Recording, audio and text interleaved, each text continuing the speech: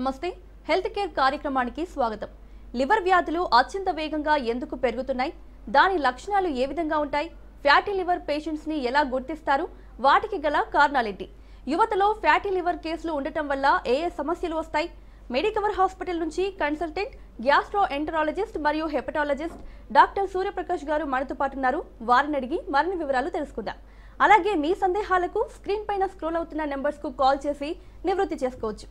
నమస్తే డాక్టర్ గారు. నమస్తే డాక్టర్ గారు, చెప్పండి, ప్రస్తుతం లివర్ వ్యాధులు ఎందుకు అత్యంత వేగంగా పెరుగుతున్నాయి, అలాగే వాటికి గల కారణాలు ఏంటి?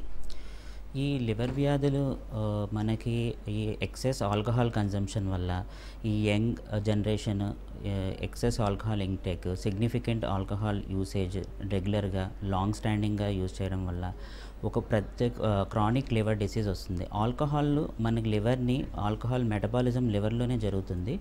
సో ఆల్కహాల్ నుంచి వచ్చే end product, toxic by product acetaldehyde అనేది ఈ లివర్ని డ్యామేజ్ చేస్తుంది. నార్మల్గా alcoholic liver disease is a spectrum. ఇది alcohol almost 90 to 100% members alcohol తీసుకున్న వాళ్ళకి ఆల్కహాల్ ఫ్యాటీ లివర్ అనేది ఉంటుంది అనమాట. సో ఈ ఆల్కహాల్ వల్ల ఎక్సెస్ ఫ్యాట్ డిపోజిషన్ అవుతుంది.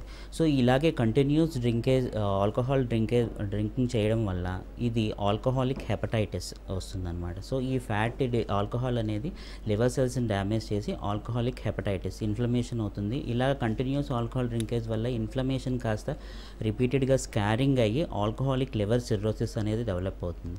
ఈ లివర్ సిరోసిస్ అనేది ఈ end stage liver disease. So ఈ సిరోసిస్ వల్ల వేరియస్ ఆల్కహాలిక్ డ్యామేజెస్ జరుగుతుంది. అలాగే it will liver cancer risk కూడా ఉంటుందన్నమాట.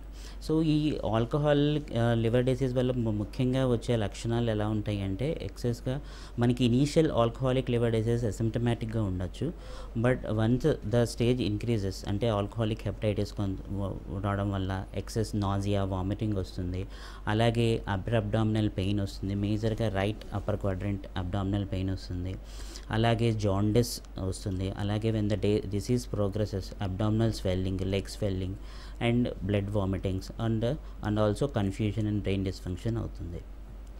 డాక్టర్, అలాగే యువతలో ఫ్యాటీ లివర్ కేసులు పెరుగుతున్నాయంటున్నారు, ఇందుకు గల కారణాలు ఏంటి?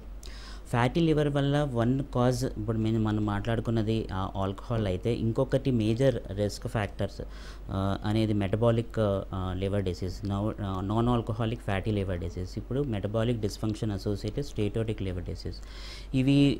వీటిల్లో మేజర్గా obesity, type 2 diabetes, insulin resistance, వీటి వల్ల లివర్లో ఎక్సెస్గా ఫ్యాట్ డిపాజిట్ అవుతుందన్నమాట.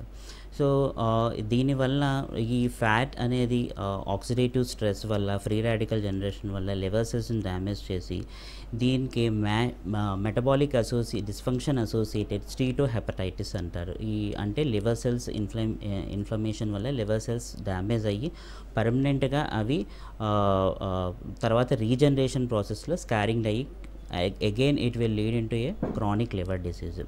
అలాగే యువతలో అండ్ మన యంగ్ జనరేషన్లో ఇంకా మన రెగ్యులర్గా ఈ sedentary life style and poor diet habits, ఈ మనకు ప్రాసెస్డ్ ఫుడ్ తినడం వల్ల, లేకపోతే యాడెడ్ షుగర్స్, అలాగే కార్బోనేటెడ్ డ్రింక్స్, అలాగే ప్రిజర్వేటివ్స్ ఉన్న ఫుడ్ తీసుకోవడం వల్ల, less fibre amount and unhealthy fats, saturated fat, trans fat, ఇలాంటి ఎక్సెస్ డైట్ వల్ల ఈ ఫ్యాట్ డిపాజిషన్ అనేది అవుతుంది. అలాగే కొంతమంది ఈవెన్ దో వాళ్ళు ఒబెసిటీ లేకపోయినా, డయాబెటీస్, ఇన్సులిన్ రెసిస్టెన్స్ లేకపోయినా, సమ్టైమ్స్ జెనెటిక్ ప్రీడిస్పోజిషన్ ఉంటాయి అన్న. Genetic predisposition in the sense like sometimes PNPLA3 genetic variations వల్ల వాళ్ళలో even though they are not obese or even though they are not consuming alcohol, they are predisposed to ఈ fatty liver and fatty లివర్కి association అయిన chronic liver disease అలాగే వస్తుంది. అలాగే మనకి over the counter drugs చాలామంది ఇప్పుడు రెగ్యులర్గా pain killers and various drugs తీసుకొని ఉంటారు, అండ్ సమ్ హెర్బల్ సప్లిమెంట్స్, వీటి వల్ల కూడా మనకి ఈ లివర్ అనేది డ్యామేజ్ అవుతూ ఉంటుంది. So these are the major causes that causes fatty liver. Doctor, అలాగే ఫ్యాటీ లివర్ను పేషెంట్స్ ఎలా గుర్తిస్తారు? స్టార్టింగ్ స్టేజ్లో ఉండే సిమ్టమ్స్ ఏంటి? సో ఈ ఫ్యాటీ లివర్ యంగ్ జనరేషన్లో ఫ్యాటీ లివర్ ఇనీషియల్ స్టేజెస్లో అసిమ్టమాటిక్గా ఉంటుంది. అన్లెస్ మనకి ఈ రిస్క్ ఫ్యాక్టర్స్ ఒబెసిటీ, డయాబెటీస్ ఉన్న వాళ్ళకి, లేకపోతే అన్హెల్తీ ఫుడ్ హ్యాబిట్స్ ఉన్న వాళ్ళకి ఈ ఉన్న వాళ్ళకి ఎక్కువగా రెగ్యులర్గా మెడికల్ చెకప్, స్క్రీనింగ్ చేయించుకోవాలి. ఈ వన్స్ ద డిసీజ్ ప్రోగ్రెస్ అయితే వాళ్ళలో వచ్చే మేజర్ కంప్లైంట్ అంటే లాస్ ఆఫ్ ఎపటైట్, వాళ్ళకి ఫుడ్ సరిగ్గా తీసుకోలేకపోవడము, లేకపోతే slight upper abdomen, right sided upper అబ్డామిన్లో స్లైట్గా డిస్కంఫర్ట్ ఆర్ పెయిన్ రావడము. That is because of liver enlargement. Fat deposit అవ్వడం వల్ల లివర్ ఎన్లార్జ్ అవుతుంది. ఆ లివర్కు ఉండే చుట్టూ ఉన్న క్యాప్సూల్ ఎన్లార్జ్ అవ్వడం వల్ల దానికి ఇరిటేషన్ వల్ల పెయిన్ వస్తుంది. అలాగే nausea, vomiting, suddenly unexplained weight loss, ఇవి సమ్టైమ్స్ ఏమైనా డిసీజ్ ప్రోసెస్ జాండిస్ అనేది వస్తుందన్నమాట. ఫ్యాటీ లివర్ వల్ల వన్స్ లివర్ డ్యామేజ్ అయితే దెన్ అగైన్ అబ్డామినల్ స్వెల్లింగ్ కానీ, liver swelling and sudden brain dysfunction. Like liver disease వల్ల వేరియస్ టాక్సిన్స్ లైక్ అమోనియా మన బాడీలో అగ్రిగేట్ అయిపోయి అవి బ్రెయిన్లో డిపాజిట్ అయిపోయి దానికి హెపాటిక్ ఎన్కెఫలోపతి అంటారు. ఇవి వస్తాయి అన్నమాట. సో ఎర్లీ స్టేజెస్లో it is very asymptomatic. Once మనం అది రెగ్యులర్గా చెకప్ లేకపోతే మనకి ఇది అన్ఐడెంటిఫైడెడ్గా ఉంటుందన్నమాట. So when there are risk factors ఉన్నప్పుడు మనం రెగ్యులర్గా స్క్రీనింగ్ చేయించుకోవాలి. సింపుల్గా మనము ఇది ఎలా ఐడెంటిఫై చేస్తాము అంటే రెగ్యులర్ హెల్త్ చెకప్లో సింపుల్ బ్లడ్ టెస్ట్లో మనకి లివర్ ఫంక్షన్ టెస్ట్ ఒకటి and platelet count. There are 2 indices, APRI score and FIB-4 score. ఈ స్కోర్స్ వల్ల మనకి చాలా సింపుల్ ఎల్ఎఫ్టీ లివర్ ఫంక్షన్లో liver enzymes, AST, ALT and also మన సింపుల్ బ్లడ్ పిక్చర్లో ప్లేట్లెట్ కౌంట్స్. వీటిల్లో ఈ యాప్రీ-4 అండ్ FIB-4 అనే ఇండిసెస్ ఉంటాయి. అవి క్యాలిక్యులేట్ చేసుకొని when there APRI four is more than 5 and FIB-4 is more than 1 వీళ్ళకి ఖచ్చితంగా మనకి ఫైబ్రో స్కాన్. ఎందుకంటే ఈ ఫ్యాటీ లివర్ వల్ల వచ్చే ఫర్దర్గా మనకి లివర్ ఫైబ్రోసిస్ అవుతుంది. ఫైబ్రోసిస్ అనే liver fibrosis is the only thing that tells about the liver disease వల్ల వచ్చే కాంప్లికేషన్ ఈ ఫైబ్రోసిస్ ఒకటే చెప్తుంది అనమాట. సో మనం ఫైబ్రోసిస్ ఏ స్టేజ్లో ఉంది ఏంటి అనేది మనం ఈ ఫైబ్రో స్కాన్ ద్వారా తెలుసుకోవచ్చు. అలాగే ఇంకొకటి మనం ఈ ఫ్యాటీ లివర్ని ఎలా ఐడెంటిఫై చేస్తామంటే ఒక అల్ట్రాసౌండ్ స్కాన్లో మనకి ఎంత ఫ్యాట్ డిపాజిట్ అయింది లివర్లో అని తెలుస్తుంది. ఇట్ ఈస్ గ్రేడ్స్ ఉంటాయి, గ్రేడ్ 1, 2, 3 అని. సో మనం ఏ గ్రేడ్లో ఉన్నాము అనేది మనం ఐడెంటిఫై చేయొచ్చు. అలాగే ఎల్ఎఫ్టీ ఫంక్షన్ టెస్ట్లో AST, ALT ఎంజైమ్స్ పెరగడము, సమ్టైమ్స్ ఆల్కహాలిక్ లివర్ డిసీజ్లో ALP, GGT పెరగడము, ఇలాంటివన్నీ ఐడెంటిఫై చేసుకోండి. ఓకే డాక్టర్ గారు. అలాగే కాలర్ అందుబాటులో ఉన్నారు, వేణు నెల్లూరు నుంచి. నమస్తే వేణు గారు. నమస్తే అండి. డాక్టర్తో చెప్పండి మీ సమస్య ఏంటో.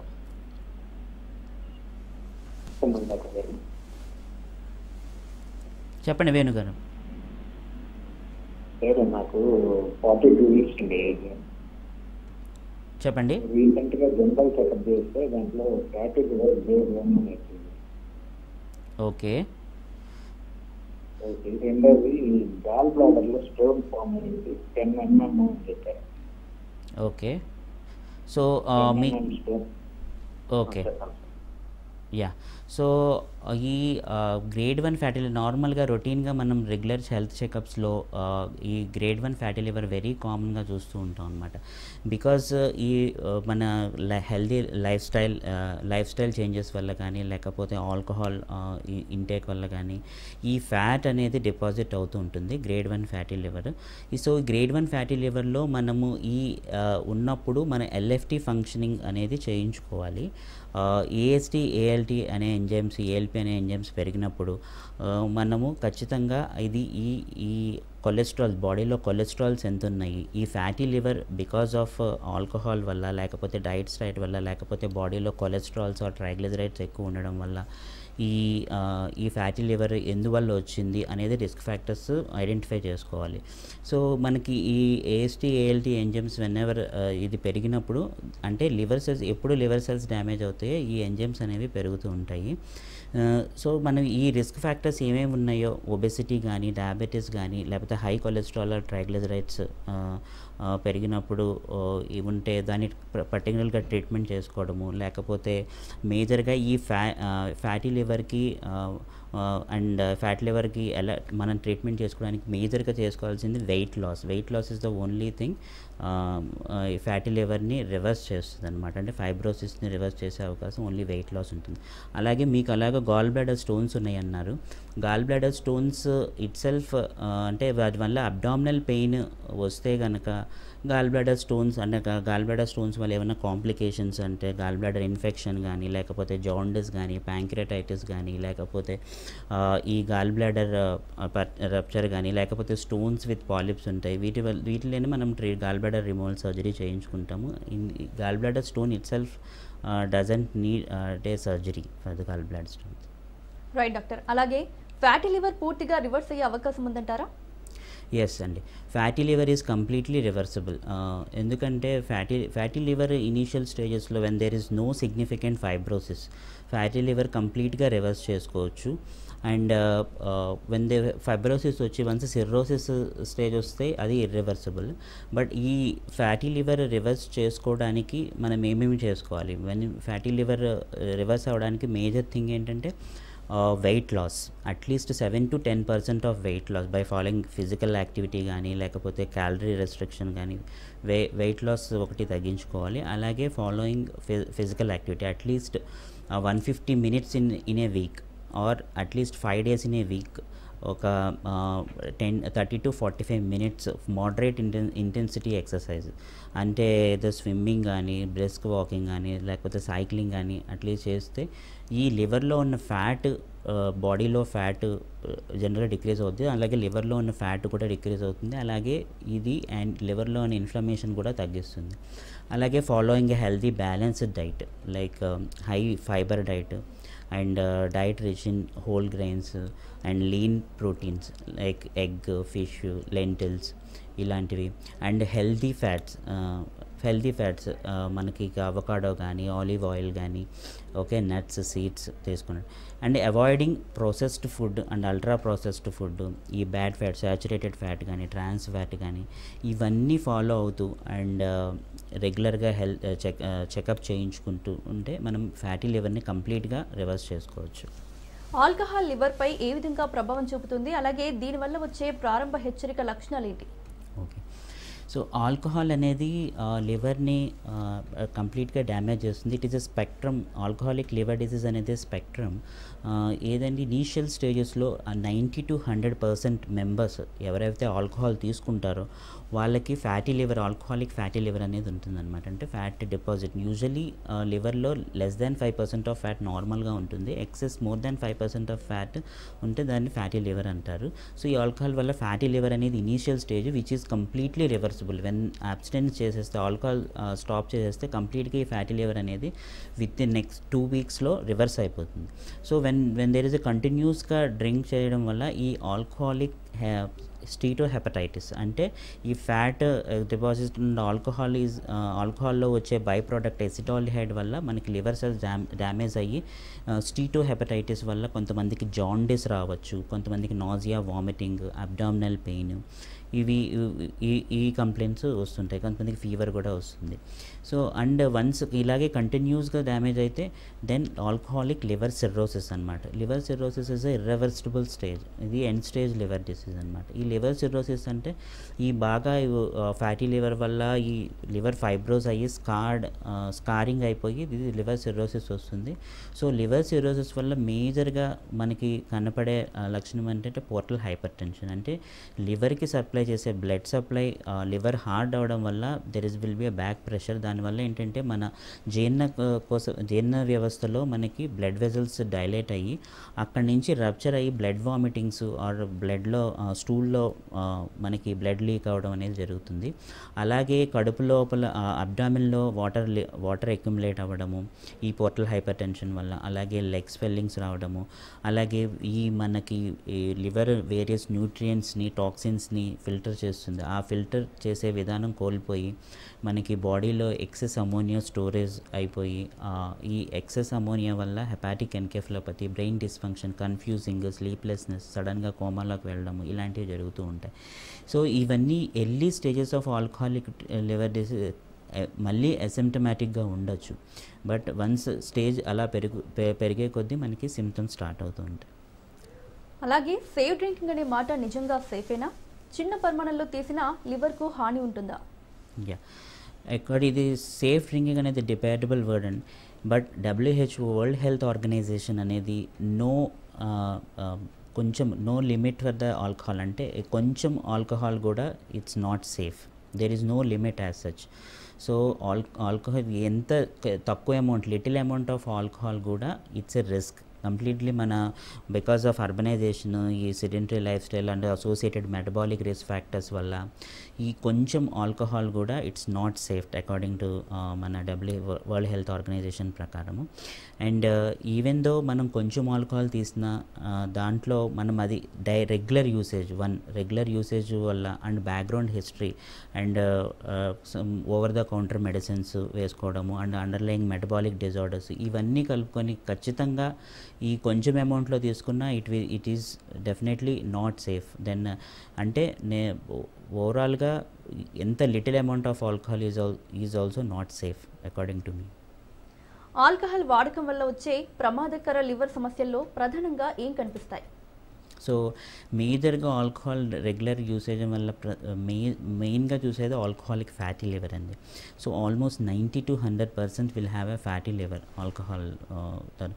దెన్ అమాంగ్ ఈ 90 to 100%లో 10 to 35% మంది ఈ ఆల్కహాలిక్ స్టీటోహెపటైటిస్ అనే స్టేజ్కి వెళ్తారు when there is a continuous heavy drink. Right doctor, మనం మళ్ళీ మాట్లాడదాం. కాలర్ ఉన్నారు, శేఖర్ నల్గొండ నుంచి. నమస్తే శేఖర్ గారు. డాక్టర్ గారితో మాట్లాడండి. చెప్పండి శేఖర్ గారు.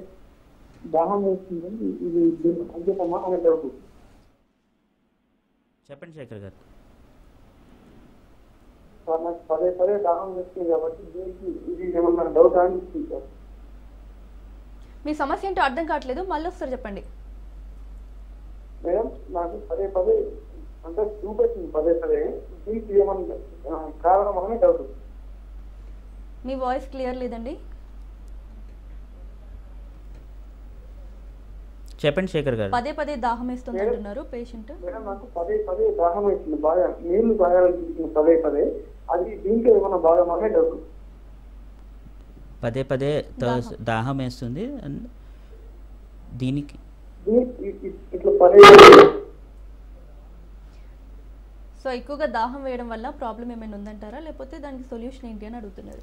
యా, ఎక్కువగా దాహం అంటే యూజువలీ ఎక్సెస్ థర్స్టీ ఉన్న డిహైడ్రేషన్ వచ్చిన వాళ్ళకి, లేకపోతే డయాబెటీస్ ఉన్న వాళ్ళకి it is one of the early symptom అండి. ఇన్ అండర్లయింగ్ డయాబెటీస్ పేషెంట్స్కి మనకి ఎక్కువగా యూరిన్లో ఎక్కువ యూరిన్ వెళ్ళడం, పాలియూరియా అండ్ ఆల్సో ఎక్సెస్గా థర్స్టీ ఉంటుంది.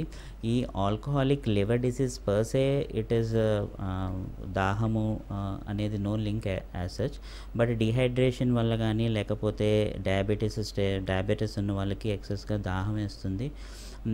అండ్ అలాగే కొంతమందికి ఎక్సెస్ వామిటింగ్స్ ఉన్న వాళ్ళకి ఈ డిహైడ్రేషన్ అయ్యి ఇలా దాహం ఎక్కువగా వేస్తుంది.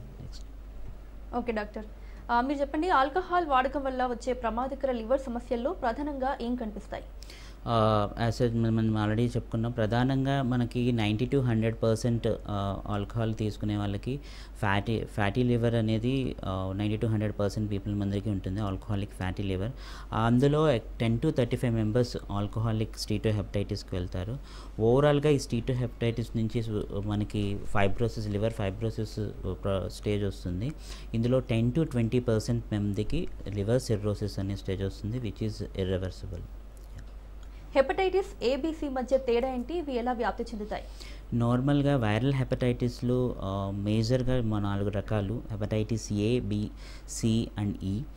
Among A B C E, A and E అనేది self resolving, spontaneous resolving viral hepatitis. ఇవి ఫీకో ఓరల్ రూట్ అంటే కంటామినేటెడ్ ఫుడ్ అండ్ వాటర్ వల్ల వస్తుంది. అలాగే క్లోజ్ కాంటాక్ట్స్, పర్సనల్ కాంటాక్ట్స్ వల్ల కూడా ఈ ఏ అండ్ ఈ అనేది వైరల్ హెపటైటిస్ వస్తుంది. దీస్ ఆర్ స్పాంటేనియస్ రికవరీ ఉంటుంది. సమ్టైమ్స్ కొంతమంది పీపుల్లో లైక్ 2% మెంబర్స్కి హెపటైటిస్ ఏ వల్ల అక్యూట్ లివర్ ఫెయిల్యూర్ అవే అవకాశం ఉంటుంది. అలాగే ఈ ప్రెగ్నెన్సీ ఉమెన్లో హెపటైటిస్ సి వల్ల లివర్ ఫెయిల్యూర్ అయ్యే అవకాశం ఉంటుంది. And coming to hepatitis B and C, ఈ హెపటైటిస్ బి అండ్ సి అనేది ఇన్ఫెక్షియస్ బ్లడ్ కానీ బాడీ ఫ్లూయిడ్స్ వల్ల ట్రాన్స్మిట్ అవుతుంది. అలాగే ఇంజెక్షన్ డ్రగ్ అబ్యూజెస్ కానీ, లేకపోతే సెక్షువల్ కాంటాక్ట్స్ వల్ల కానీ, లేకపోతే అన్స్క్రీన్డ్ బ్లడ్ ట్రాన్స్ఫ్యూజ్ చేసిన ఈ హెపటైటిస్ బి అనేసి, అలాగే ఈ టాటూయింగ్, బాడీ పియర్సింగ్, వీటి వల్ల కూడా ఈ హెపటైటిస్ బి అనేసి, ఈ హెపటైటిస్ బి అనే ఇవి అన్ని క్రానిక్ లివర్ డిసీజ్ని కాజ్ చేస్తాయి అన్నమాట. మన హెపటైటిస్ ఏ అండ్ ఈ అనేది అక్యూట్ హెపటైటిస్ కాజ్ చేస్తుంది. But hepatitis B and C అనేది క్రానిక్ లివర్ డిసీజ్ని కాజ్ చేస్తుంది. సో క్రానిక్ లివర్ డిసీజ్ వల్ల again they chronic hepatitis B they have liver cirrhosis, and chronic hepatitis C వల్ల liver cirrhosis వచ్చే something they have risk factor for liver cancer కూడా. Doctor, మీరు ఇంతకుముందు చెప్పారు tattoos వేసుకోవడం వల్ల కూడా హెపటైటిస్ బి వచ్చే అవకాశం ఉందని. కానీ టీనేజ్ అండ్ యూత్ మాత్రం ఎక్కువగా టాటూస్ ని ప్రిఫర్ చేస్తుంటారు. మరి మీరు వారికి ఇచ్చే సలహా ఏంటి? సో టాటూస్ వల్ల like unsterilised tattoos, like tattoos వేసుకోవడం అనేది కాదు, అన్స్టెరిలైజ్డ్ టాటూస్ వల్ల needles whatever they are using, needles ఒక పర్సన్ నుంచి ఇంకో పర్సన్ అది స్టెరిలైజ్ చేయకుండా మన కొత్త నీడిల్స్ వాడకుండా రిపీటెడ్గా యూసేజ్ చేస్తుంది, ఒక పర్సన్ యూస్ చేస్తుంది, నెక్స్ట్ పర్సన్ యూస్ చేస్తుంది. In case they have hepatitis B అనుకోండి, అలాగే 1 to 1 ట్రాన్స్మిట్ అవుతుంది. If they use sterile needles then it is okay. So దానికి చికిత్స ఉంటుందంటారా ఒకవేళ వస్తే? So hepatitis B once it వస్తే కనుక ఇది 90-95% అక్యూట్ హెపటైటిస్ బి రిజాల్వ్ అవుతుంది. బట్ 5% మంది they will go into the chronic hepatitis B. Actually hepatitis బికి once it goings in to chronic hepatitis there is no cure as such right no. Cure ఏమి ఉండదు అది, ఎందుకంటే లివర్లో ఉండిపోతుంది. అది మనము ఎలాంటి డ్రగ్స్ కానీ ఏం చేసినా కానీ అది లివర్లో నుంచి అట్ ప్రజెంట్ క్యూర్ లేదు. బట్ దట్ వైరస్ని మనం వైరస్ స్టేజ్ని తగ్గించుకోవడానికి యాంటీవైరల్ మెడికేషన్స్ ఉంటాయి. But there is no permanent cure for chronic hepatitis B. Hepatitis B టీకా ప్రాముఖ్యత ఏంటి? ఎవరు తప్పనిసరిగా తీసుకోవాలి? హెపటైటిస్ బి వ్యాక్సిన్ మన ఈ క్రానిక్ హెపటైటిస్ బిని ప్రివెంట్ చేసుకోవడానికి చేస్తాం. నార్మల్గా యూనివర్సల్ ఇమ్యునైజేషన్లో ఈ హెపటైటిస్ బి కూడా మనకి ఇన్ఫాంట్స్ వితిన్ 24 hours లోపు ఈ హెపటైటిస్ బి వ్యాక్సిన్ అనేది ఇప్పుడు స్టార్ట్ చేశారు. సో ఇలా చేయడం వల్ల ఈ మదర్ టు చిల్డ్రన్కి, మదర్ టు ఇన్ఫాంట్ రిస్క్ అనేది ఆల్మోస్ట్ ఇంతకుముందు ఈ వ్యాక్సిన్ ఇంట్రడ్యూస్ చేసుకుముందు 15% ఉండేది. అది 15% టు <1%, ఈ యూనివర్సల్ ఇమ్యునైజేషన్ వల్ల <1%కి వచ్చిందనమాట. So chronic hepatitis B infection rate చాలా వరకు తగ్గింది యూనివర్సల్ ఇమ్యునైజేషన్ వల్ల. అలాగే ఈ మన ఈ క్రానిక్ హెపటైటిస్ బి అనే స్టేజ్ రాకపోతే అగైన్ మనం క్రానిక్ లివర్ డిసీజ్ని మనము ప్రివెంట్ చేయొచ్చు. ఎవరెవరు ఈ వ్యాక్సిన్ వేసుకోవాలి, లైక్ ఇన్ఫాంట్స్ వితిన్ 24 hours ఈ వ్యాక్సిన్ స్టార్ట్ చేయాలి అండ్ సబ్సిక్వెంట్ డోసెస్ కూడా వేసుకోవాలి. అండ్ అండర్ ద 18 years వాళ్ళకి ఇన్ఫాంట్ స్టేజ్లో వాళ్ళు ఇన్ కేస్ వ్యాక్సిన్ రిసీవ్ చేసుకోలేకపోతే <18 years వాళ్ళకి ఖచ్చితంగా వ్యాక్సినేషన్ చేయించుకోవాలి. 3 doses ఉంటుంది, 0, 1, 6. అంటే ఫస్ట్ డోసు ఆఫ్టర్ 1 month ఒక dose and after 6 months booster dose వేసుకోవాలి. And more than 19 to 60 years వాళ్ళకి కూడా ఇన్ కేస్ వాళ్ళ చిల్డ్రన్స్లో కానీ వ్యాక్సినేషన్ తీసుకోకపోతే ఖచ్చితంగా వ్యాక్సినేషన్ అనేది వేసుకోవాలి. అండ్ ఇంకొక ఏంటంటే health care they are more prone for infections during surgeries అప్పుడు కానీ, లేకపోతే డ్యూరింగ్ ప్రెనీ procedures they are expose to blood and body fluid. So health care workers వేసుకోవాలి. అలాగే chronic liver disease patients due to alcohol కావచ్చు, లేకపోతే hepatitis C కావచ్చు, వాళ్ళకి ఈ వ్యాక్సినేషన్ అనేది వేసుకోవాలి. లేకపోతే మల్టిపుల్ సెక్షువల్ పార్ట్నర్స్ ఉన్న వాళ్ళు వేసుకోవాలి. లేకపోతే డయాలసిస్ పేషెంట్స్ వేసుకోవాలి. లేకపోతే కిడ్నీ ట్రాన్స్ప్లాంట్ పేషెంట్స్ కానీ వీళ్ళకి ఖచ్చితంగా ఈ హెపటైటిస్ బి వ్యాక్సిన్ అనేది వేసుకోవాలి. డాక్టర్, అలాగే లివర్ను ఆరోగ్యంగా ఉంచుకోవడానికి సాధారణ ప్రజలు పాటించవలసిన ముఖ్యమైన 5 అలవాట్లు ఏంటి?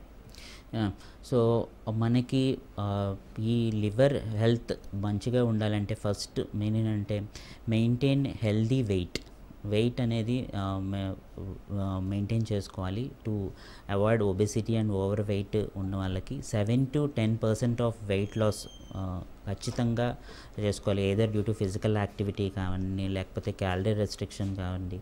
సో ఈ 7 to 10% ఆఫ్ వెయిట్ లాస్ వల్ల లివర్లో ఉన్న ఫ్యాట్ అనేది బర్న్ అవుతుంది, అలాగే బాడీ ఫ్యాట్తో పాటు లివర్లో ఉన్న ఫ్యాట్ అనేది బర్న్ అవుతుంది. First thing is maintain a healthy weight and second thing is regular exercises, physical activity కంపల్సరీగా ఉండాలి. ఎందుకంటే నవడేస్ బికాస్ యంగ్ పీపుల్ వాళ్ళకి వాళ్ళ కంపెనీ ఆఫీస్ పరంగా సెడెంటరీ లైఫ్ స్టైల్ ఎక్కువ అవుతుంది, దానివల్ల బాడీ ఫ్యాట్ ఎక్కువ స్టోర్ అవుతుంది, లివర్లో కూడా ఎక్కువ ఫ్యాట్ అవుతుంది. And the third thing is డైట్లో మనం మేజర్గా fibre diet rich in fibres, whole grains and healthy fats ఉన్నది like nuts, seeds, avocado, olive oil use చేయడము అండ్ అల్ట్రా ప్రాసెస్డ్ ఫుడ్ని అవాయిడ్ చేయడము. అలాగే okay doctor, thank you. Liver health గురించి valuable information ఇచ్చినందుకు thank you so much doctor. ఇది వాళ్ళ health care programme. చూస్తూనే ఉండండి రాజ్ న్యూస్.